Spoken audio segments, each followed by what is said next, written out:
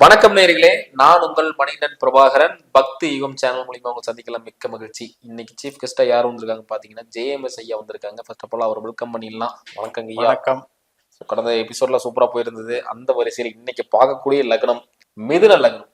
மிதுன லக்னம் சொல்லும் போது நிறைய பேருக்கு இருக்கிற விஷயம், சார் என்னால ஆத்துல ஒரு கால் சேத்துல ஒரு கால் வச்சுட்டேன், எந்த பக்கம் போறதுனே தெரியல, அந்த பக்கம் அப்ராட் வேலைக்கு போலாமா, இங்கே இருக்கலாமா அப்படிங்கிற மாதிரி நிறைய பேர் கேக்குறாங்க. ஒரு சரியா முடிவெடுக்க முடியலங்க சார், அந்த மாதிரி கேக்குறாங்க. சோ அப்படி இருக்கும்போது உங்க மிதுன லக்னத்தை பத்தி நீங்க கொஞ்சம் சொல்லுங்க ஐயா. என்னுடைய பார்வையில மிதுன லக்னம் ஆகட்டும், மீன லக்னம் ஆகட்டும், கன்னி லக்னம் ஆகட்டும், தனுசு லக்னம் ஆகட்டும், இந்த நாலுமே 4 கார்னர். இது உபயராசி அப்படின்னு சொல்றது. பட் என்னன்னா, நம்ம ஜோதிட சாஸ்திரத்துல வளரும் பாவங்கள்னு ஒரு விஷயம் இருக்கு. அதாவது வளரும் பாவங்கள் அப்படின்னா வாழ்க்கையில நிலையான வளர்ச்சியை தரக்கூடிய பாவங்கள்னு இருக்கு. அதுல 4ஆம் இடம் முக்கிய பங்கு. ஏன்னா வீடு மனை சொத்து சுகம். அதே மாதிரி 7ஆம் இடம் சமூக தொடர்பு அப்படிங்கிறது முக்கியம். காலபுருஷ தத்துவத்துக்கு பாருங்க, கடகம் 4ஆ வரும், துலாம் 7ஆம் இடம், 10ஆம் இடம் மகரமா வரும். அப்ப இந்த 1 4 7 10 6ஆம் இடம் வேலையும் முக்கியம். ஸோ இதெல்லாம் வளரும் பாவங்கள். ஆனா இந்த உபயத்தை பாருங்க, 3 காலபுருஷ தத்துவத்துக்கு 3ஆம் இடம். அதே மாதிரி கன்னி எடுத்துக்கிட்டா 6ஆம் இடம், இதை எடுத்துக்கிட்டா 9ஆம் இடம் தனுசு, மீனம் 12ஆம் இடம். இப்ப நம்ம மிதனத்தை பத்தி பேசும்போது என்ன சொல்ல வேண்டி இருக்குன்னா, மெயினா ஒருத்தருக்கு ஒருத்தர் தகவல் பேசிக்கிறது இந்த காலத்துல ரொம்ப ரொம்ப முக்கியம். ஒரு மெசேஜ் ஒரு இடத்துல இருந்து இன்னொரு இடத்துல போறது, அல்லது ஒரு குட்ஸு ஒரு போறது, அந்த மாதிரி ஒரு படிப்பா இருந்தாலும் அந்த படிப்பு சொல்லி தர்றதுங்கிறது பாஸ் ஆகணும்ல. அந்த பாஸ் ஆகிற வேலையை கரெக்டா செய்யறது மிதுனம் தான். அப்படி சொல்ல போனா சுருக்கமா ஒரு மந்திரி மாதிரி வேலை செய்வாங்க. ஒரு மந்திரிக்கு என்ன பொறுப்பு அப்படின்னா ஆலோசனை கூறுவது. அப்ப கன்சல்டிங்ல இருந்து, கம்யூனிகேஷன்ல இருந்து, மற்றும் அறிவு, ஆழ்ந்த அறிவு, அந்த அறிவை அதிகாரமா வச்சிருக்கிறது மிதனம் தான். அப்பேற்பட்ட வகையில் அவங்கள பாராட்டலாம். நிலையில்லாத தன்மை மட்டும்தான் அவங்களுக்கு இருக்கக்கூடிய வீக்னஸ். மிதுன லக்னத்துக்கு பணம் பணம் வருஸ்தானம், எப்படிலாம் பணத்தை சேமிக்க முடியும், இல்லை எந்த மாதிரி பணம் வரும் அப்படிங்கிறது சொல்லியிருக்கீங்க. 2ஆம் இடமான பணம் அப்படிங்கிறது கடகராசி. அது சரராசி. அதனால வளர்ச்சி பெறும். இவங்களுடைய பணம் வளர்ச்சி பெறும். அதுக்குண்டான ஒரு நுணுக்கங்களை எல்லாம் இவங்க தெரிஞ்சு வச்சிருப்பாங்க. அதனால இப்ப காலபுருஷ தத்துவத்துக்கு அந்த கடகராசி 4ஆம் இடமா வர்றதுனால இடம், இவங்க வாங்குற இடமாகட்டும், இவங்க கட்டுற பில்டிங் ஆகட்டும், மிகப்பெரிய வேல்யூ வரும். அதனால அந்த அளவுல இவங்களுக்கு சொத்து சேர்க்கை மிகுதியாக வரும். அது நீர் ராசியும் கூட. விவசாயிகளாக இருந்தாலும் கூட நிறைய நிலபுலன்கள் வச்சிருக்காங்க இல்லையா, அவங்களுக்கெல்லாம் இந்த ஆதிக்கம் நல்லா இருக்கும். நீர் வசதியும் நல்லா இருக்கும். அதே மாதிரி எப்படி தண்ணி ஓடுதோ அப்படி பணமும் இவங்களுக்கு அந்த ஃப்ளோ இருந்துக்கிட்டே இருக்கும். மணி ஃப்ளோங்கிறது இருந்துக்கிட்டே இருக்கும். கேஷ் அமைப்புக்கு அருமையான ஒரு அமைப்பு இவங்களுக்கு தான். ஆனால் இந்த 2ஆம் இடத்துல இருக்கக்கூடிய நட்சத்திரம் பார்த்தீங்கன்னா சனியினுடைய நட்சத்திரமும் புதனுடைய நட்சத்திரமும் மேஜர் போர்ஷன். அப்போ இந்த சனி அப்படிங்கிறவர் கொஞ்சம் தாமதமாக கொடுப்பார். இவர் புத்திசாலித்தனத்தை பயன்படுத்தி வயோதிக காலத்துல, அதாவது ஒரு மிடில் ஏஜுக்கு மேல ஒரு நிறைய சொத்து சேர்க்கக்கூடிய, ஒரு நிலபுலன்கள் சேர்க்கக்கூடிய யோகத்தை 2ஆம் இடம் இவங்களுக்கு வழங்குது. இப்படிதான் செயல்படுது. ஆமா, புதனா எடுத்துக்கிட்டீங்கன்னா ஆயில்ய நட்சத்திரம் அங்க இருக்கு. அந்த புதன் என்ன பண்ணும், இவங்களுடைய ஈடுபாட்டினால வளருவாங்க. தனக்குத்தானே செல்வம் தேடக்கூடிய நபர்கள் இவங்க. சுய பலத்தினால, சுய திறமையினால, சுய சிந்தனையினால, அறிவினால ஜெயிக்கக்கூடியவங்க இவங்க. அதன் மூலம் பணம் சேர்ப்பாங்க. நிறைய பார்த்தீங்கன்னா ஆடிட்டிங் லைனில் இருக்கவங்க, அக்கௌண்ட்ஸ் லைனில் இருக்கவங்க, சினிமா எழுத்தாளர்களாக இருக்கிறவங்க, இதில் எல்லாம் இந்த புதன் நல்ல வேலை செய்யும். எழுத்து திறமையினால சம்பாதிக்கிறது, பேச்சு திறமையினால சம்பாதிக்கிறது, கம்யூனிகேஷன் ஸ்கில்லுனால சம்பாதிக்கிறது, கான்ட்ராக்ட் ஒர்க்குனால சம்பாதிக்கிறது, இதெல்லாம் இவங்களுக்கு நல்லா அத்துப்படி. 2ஆம் பாவம் இப்படிதான் செயல்படும். ஆமா, அந்த சனியை இவங்க ஆக்டிவேட் பண்ணலாம். பூச நட்சத்திரத்தை, அதுக்கு குறியீடுகள் என்ன? பூசம் ஆடு, மிருகத்துல ஆடு. பூசத்துல பிறந்தவர் பிருகஸ்பதினு சொல்லக்கூடிய குரு பகவான். ஸோ அவங்கள வழிபடுறது. மரம் அரச மரம். அதே மாதிரி பூசம் புடலம்பூ வடிவம், புடலம்பூ வடிவத்துல. இதெல்லாம் அவங்க லோகோவா வச்சுக்கலாம், ரெடி பண்ணிக்கலாம். ஆயில்யம்னு எடுத்துக்கிட்டிங்கன்னா ஆதிசேஷன் தான் தெய்வம். புன்னை மரம் தான் மரம் ஆயில்யத்துக்கு. ஆனால் ஆயில்யத்துக்கு பார்த்தீங்கன்னா இடம் வந்து குப்பைன்னு வரும், வடிவம் வந்து அம்மின்னு வரும். இந்த காலத்தில் அம்மி எப்படி எடுத்துக்கணும்னா கிரைண்டராக எடுத்துக்கணும், அது மாதிரி யூஸ் பண்ணலாம். இப்போ இந்த மாதிரி குப்பைன்னு இருக்கிறதுனால இவங்க வந்து இவங்களுடைய ஒர்க் ஸ்பாட்டில் குப்பையை சேர்த்தக்கூடாது. இப்போ ஒரு பழுதாயிடுச்சுன்னு சொல்லிட்டு பொருளை போட்டு வச்சுருப்பாங்க கிடப்பில், யூஸும் பண்ண மாட்டாங்க, சரியும் பண்ண மாட்டாங்க. அந்த மாதிரி இருக்கக்கூடாது. அதையெல்லாம் ரெடி பண்ணிட்டாங்கன்னா இவங்களுக்கு வளர்ச்சி நல்லா இருக்கும். ஆயில்யத்துக்கு வந்து புன்னை மரம், அதே மாதிரி கிச்சிலி பறவையில் இதுக்கு வந்து இடம் வந்து குப்பை, வடிவம் வந்து அம்மி. இதெல்லாம் ஆதிசேஷனை வணங்கலாம். நாகரனுடைய அம்சம் என்பது இந்த புதன் ஆயில்யம். அதனால இந்த புதன் சார்ந்த விஷயத்துல இந்த இப்போ செப்டிக் டேங்கு மற்றும் நம்ம வந்து இப்போ கேட்டைங்கிறது செப்டிக் டேங்கு விருச்சிக ராசியில வருது, 8. ஆமாம் 8ல் வருது. அதே மாதிரி இங்கே வந்து 4ல் வருது. அதே மாதிரி அங்கே காலபுருஷ தத்துவத்துக்கு 12ல் வந்து ரேவதி வர்றாரு. அப்போ இதெல்லாம் நீர் ராசி தானே. அதனால பாத்ரூமில் டேப் ரிப்பேர் ஆகக்கூடாது. பாத்ரூம்லேயோ ஷவர்லேயோ டேப் லீக் ஆகிட்டு இருந்தது அப்படின்னா அங்கே பணம் வந்து ப்ராப்ளம் இருக்குன்னு அர்த்தம். நம்ம வீட்லயே வந்து ஒரு ஷவர் லீக் ஆகிறதோ பைப் லீக் ஆகிறதோ இருந்துன்னா ஆனால் ஆயில்யம் கேட்டராவது வேலை செய்யுதுன்னு அர்த்தம். அப்போ அதை கரெக்ட் பண்ணிட்டாங்கன்னா இவங்களுக்கு சரியா இருக்கும். சூப்பர். 6ஆம் இடம் அப்படிங்கிறது இவங்க சர்வீஸ் பண்ணுற இடம். அங்கே வந்து கொஞ்சம் டென்ஷனாகவே இருப்பாங்க. ஏன்னா காலபுருஷனுக்கு அது 8ஆம் இடம். அதனால கடன் வாங்குறதுல இவங்க ரொம்ப ரொம்ப கேர்ஃபுல்லாக இருக்கணும். கடன் 6ஆம் இடம்னு போயிட்டாங்க அப்படின்னாலே அந்த 8 அங்கே வேலை செய்யறதுனால அது மேலே மேலே மல்டிப்ளை ஆகிட்டே இருக்கும்.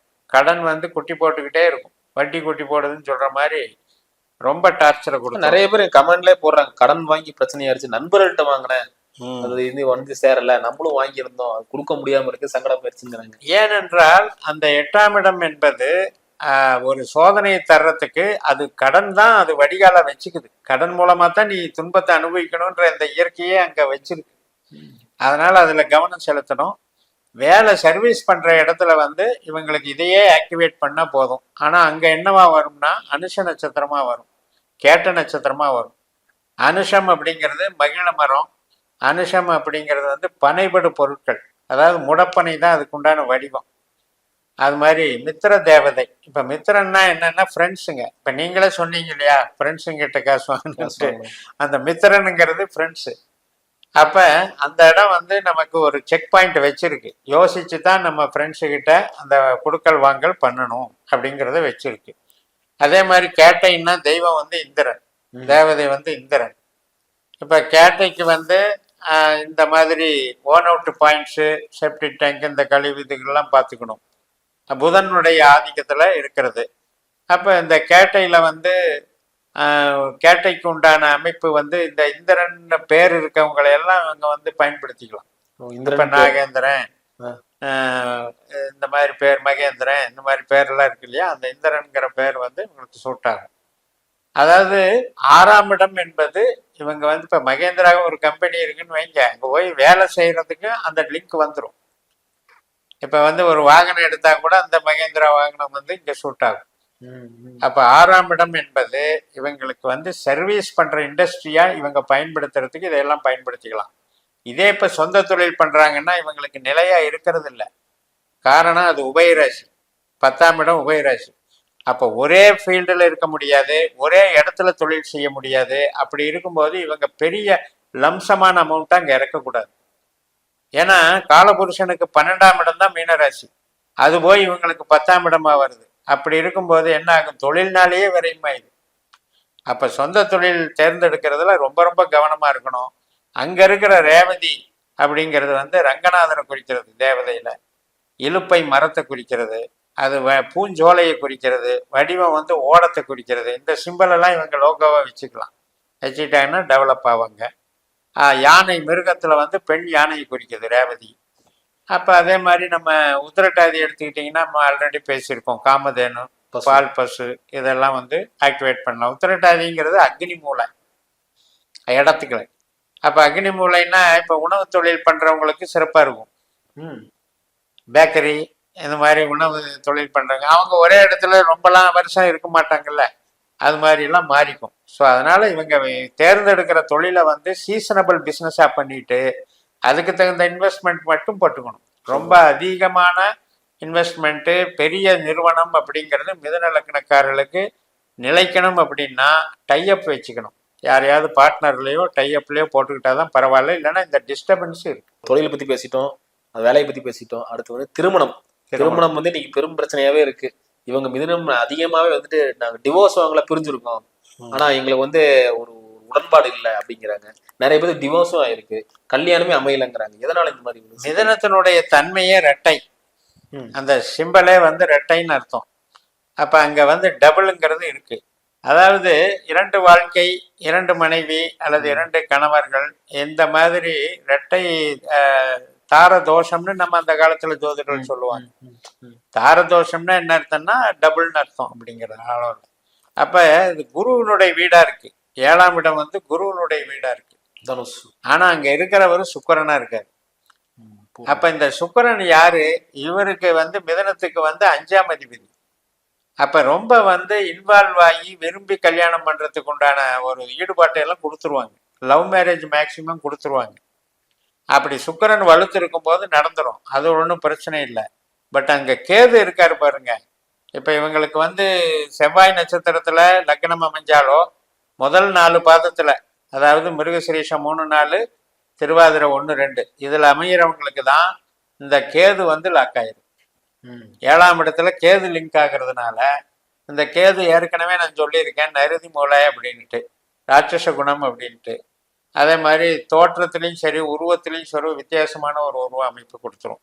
அப்போ 3ல் இருக்கிற மகம், 7ல் இருக்கிற மூலம், 11ல் இருக்கிற அஸ்வினி, இந்த 3மே வந்து இந்த கேதுவா வர்றதுனால ஒரு சஞ்சலப்பட்ட ஒரு மனைவி அல்லது நோய்வாய்ப்பட்ட ஒரு மனைவன் அல்லது கணவன் அல்லது மனைவி அல்லது வந்து ஏதோ ஒரு விதத்தில் அவங்களுடைய குவாலிட்டி வித்தியாசம் இருக்கும். கேதுனாலே அங்கே குவாலிட்டி ப்ராப்ளம்னு அர்த்தம். இப்போ அதே சுக்கிரன்னு எடுத்துக்கிட்டிங்கன்னா அதீதமான ஆடம்பரமாக இருக்கும், கவர்ச்சிக்கு முக்கியத்துவம் கொடுக்கக்கூடிய லைஃப் பார்ட்னராக இருப்பாங்க, லக்ஸுரி வாழ்க்கையினுடைய அம்சமாக இருப்பாங்க.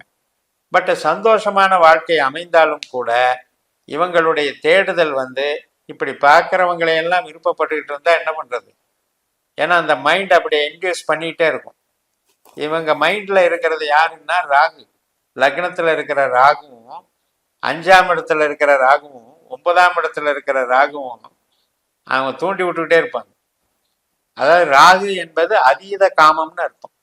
அந்த அதீத காமத்தை தூண்டி விடும்போது இங்கே 7ஆம் வீட்டில் சுக்கிரனும் இயங்கும் போது திசாபுத்திகளில் இந்த ராகு சுக்கிரன் சேர்க்கையோ ராகு சுக்கிரனுடைய புத்திகள் நட்சத்திர ரீதியான தொடர்புகளோ ஏற்படும் பொழுது இந்த மாதிரி அவஸ்தைகளை மாட்டிக்கிறதுனால இவங்களுக்கு திருமண வாழ்க்கை பிரச்சனையாகும். அதே நேரத்தில் இப்போ வந்து எக்ஸ்டர்னல் அஃபேர்ஸ் அப்படிங்கிறதுலையும் மைண்டு போயிடும். ஸோ இதெல்லாம் போகிறதுனால ஆட்டோமேட்டிக்காக அது காப்பாற்றிக்கவும் தெரியாது. ஏன்னா இவங்க உபயராசி, ஸ்டாண்டர்டாக ஒரு தான் பிடிச்ச ஒரு ஸ்டாண்டர்டில் நிற்கவும் தெரியாது, ஃப்ளெக்சிபிளாகவே இருப்பாங்க, அதனால மாட்டிக்குவாங்க. ரொம்ப அருமையாக சொன்னீங்க. அடுத்தடுத்த எபிசோட் நம்ம பார்க்கலாம் ஐயா. நேயர்களே, இந்த வீடியோ உங்களுக்கு பிடிச்சிருந்தா மறக்காம லைக் அண்ட் ஷேர் பண்ணுங்க. இதே மாதிரி இன்னொரு நிகழ்ச்சியில் காணும் வரை உங்களிடம் விடைபெறுவது உங்கள் மனைவி பிரபாகரன். நன்றி, வணக்கங்க ஐயா. வணக்கம்.